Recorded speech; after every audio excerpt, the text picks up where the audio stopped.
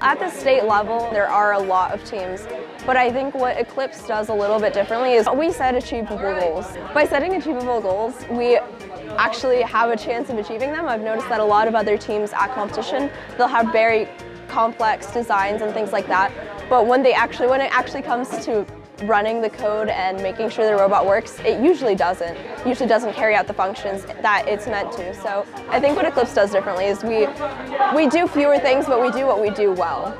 This year's robot alone, we've gone through like dozens of different designs.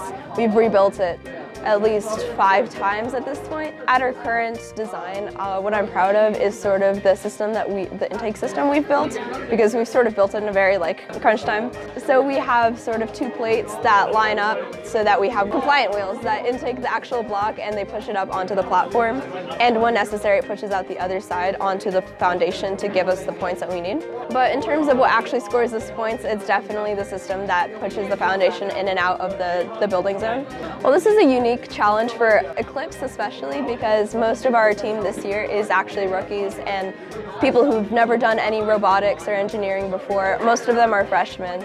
So it's definitely been one of the bigger challenges we've had this year. So besides the other captain and I, there's about 1 or 2 other people that we can reliably know are knowledgeable within the field. So it's sort of been this process of throw the freshmen headfirst into the process of building itself, and also trying to keep them involved so that they're aware of what we're doing and why we're doing it, so that hopefully when it comes to their time to make their own decisions, they'll be able to sort of follow the same lead. My advice is definitely to be aware that there will be special challenges that you face as an all-girls team. There are definitely people who still say that, there's the STEM field is fairly even between genders, but because people clearly haven't run an all-girls team.